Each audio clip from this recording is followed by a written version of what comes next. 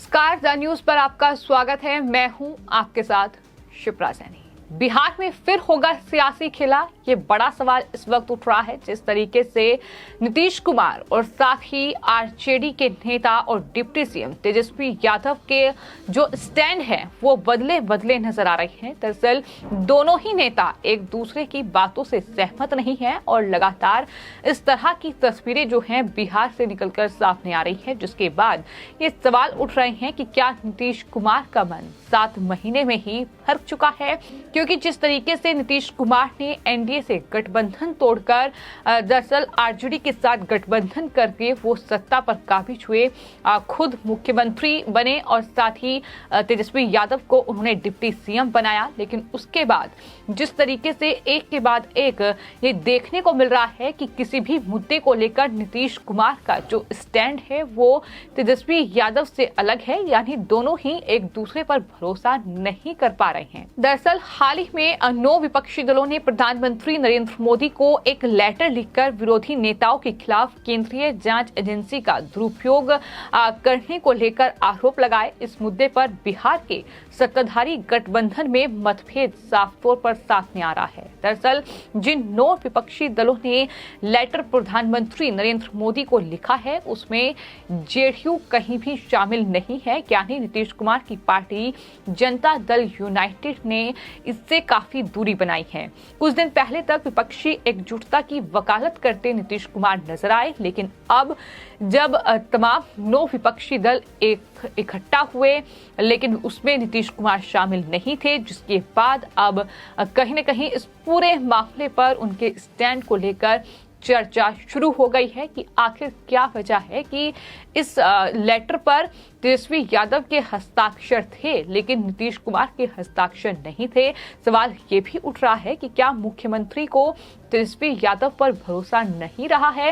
ये सवाल भी लगातार उठ रहे हैं और इस पूरे मामले के सामने आने के बाद अब बिहार के सियासी गलियारों में एक बार फिर से चर्चा शुरू हो गई है कि आखिर क्या नीतीश कुमार ने बीजेपी को लेकर नरम रुख अख्तियार कर लिया है। क्योंकि बीते कुछ दिनों में कुछ ऐसे वाक्य, कुछ ऐसे मौके सामने आए हैं जब ये देखने को मिला है कि नीतीश कुमार का झुकाव कहीं न कहीं बीजेपी की ओर बढ़ रहा है। ये चर्चा इसलिए भी हो रही है क्योंकि सत्ताधारी महागठबंधन के बड़े जो सहयोगी हैं राष्ट्रीय जनता दल यानी आरजेडी ने भी प्रधानमंत्री नरेंद्र मोदी को जो लेटर लिखा है उसमें हस्ताक्षर किए हैं, लेकिन नीतीश कुमार के वहां साइन नहीं है।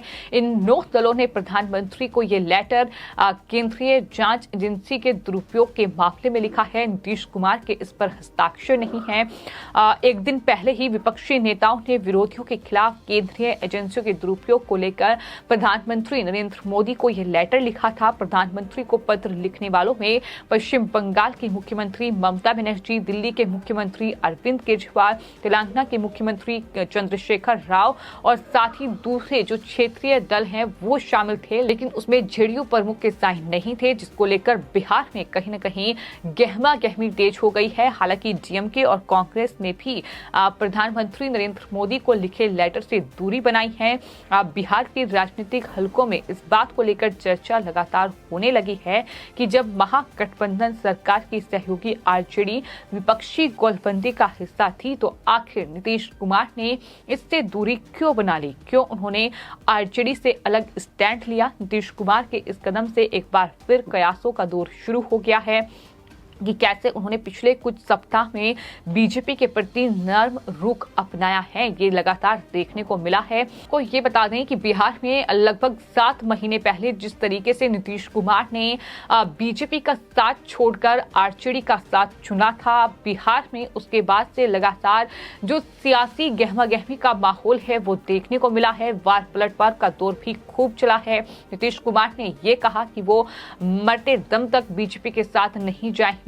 वहीं बीजेपी ने भी ये साफ तौर पर कहा कि कुछ भी हो जाए लेकिन नीतीश कुमार को एनडीए का हिस्सा नहीं बनाएंगे। लेकिन कुछ ऐसे मौके, ऐसे वाक्य सामने आए हैं जो साफ तौर पर यह इशारा कर रहे हैं कि नीतीश कुमार का रुख जो है वो एनडीए के प्रति नरम होता दिखाई दे रहा है, चाहे फिर वो बिहार के राज्यपाल की नियुक्ति की बात हो। जब केंद्रीय गृह मंत्री अमित शाह ने नीतीश कुमार को फोन पर विश्वनाथ अर्लेकर को बिहार का नया राज्यपाल बनाए जाने की जानकारी दी, फिर चाहे वो शहीद के पिता के साथ मारपीट और जेल जाने का मामला हो। दरअसल गलवान घाटी में शहीद हुए जय किशोर सिंह के पिता की सरकारी जमीन पर स्मारक बनाने के मामले में बिहार पुलिस ने उनकी पिटाई कर दी थी, जहां बिहार के डिप्टी सीएम तेजस्वी यादव ने पुलिस की इस कार्रवाई को जायज ठहराया था। लेकिन वहीं नीतीश कुमार का स्टैंड इस पूरे मामले पर बेहद अलग था। नीतीश कुमार ने मामले की जांच के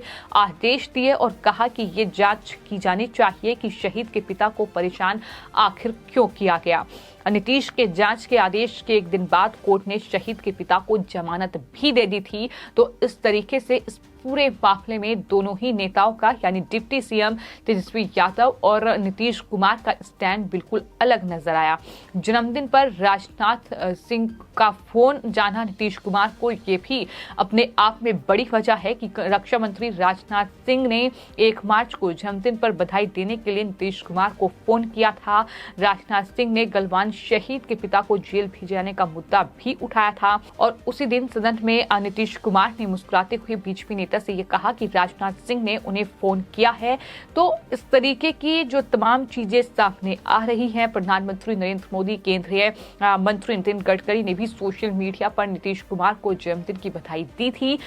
तमिलनाडु में बिहार के मजदूरों पर कथित हमले का पूरा मामला जो कि विधानसभा में गूंजा और उसके बाद बीजेपी नेताओं की मांग पर नीतीश कुमार ने 4 सदस्यीय टीम गठित कर उसे जांच के लिए तमिलनाडु भेज दिया।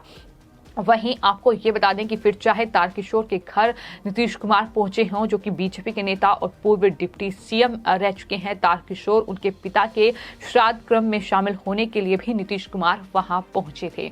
तो कुल मिलाकर ये तमाम ऐसे मामले हैं जिसको लेकर ये माना जा रहा है कि नीतीश कुमार की जो तेवर थे बीजेपी के खिलाफ वो कहीं ना कहीं बीते कुछ दिनों में काफी नरम पड़ते नजर आए हैं और उसके बाद ही ये लगातार देखने को मिल रहा है कि इस तरीके की जो चर्चाएं हैं सियासी गलियारों में वो जारी हैं।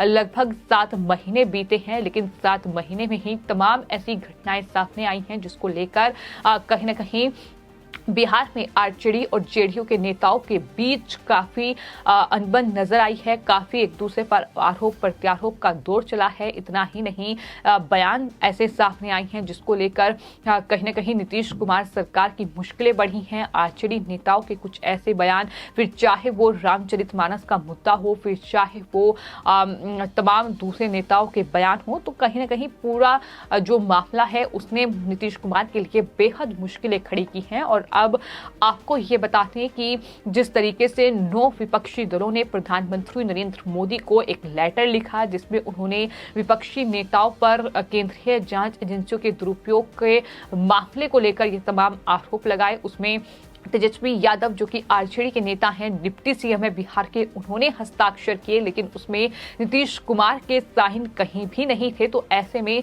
सवाल ये उठ रहा है कि आखिर नीतीश कुमार क्या तेजस्वी यादव पर भरोसा नहीं करते हैं? आखिर नीतीश कुमार का स्टैंड जो है वो तेजस्वी यादव से अलग क्यों है, जबकि एक ही गठबंधन का हिस्सा है जो महागठबंधन बिहार में हुआ है, जो सत्ता पर काबिज है। लेकिन इस तरीके से जो स्टैंड अलग नजर आ रहा है वो कहीं ना कहीं कई सवाल इस पूरे मामले को लेकर खड़ा कर रहा है और लगातार सियासी सुगबुगाहट इसी बात की चल रही है कि क्या 7 महीने में ही नीतीश कुमार का आरजेडी से मन भर गया है। ये सवाल है जो लगातार सामने आ रहा है। फिलहाल आपकी इस पूरे मामले पर क्या राय है, हमें कमेंट बॉक्स में जरूर लिखिए और चैनल को सब्सक्राइब करें। धन्यवाद।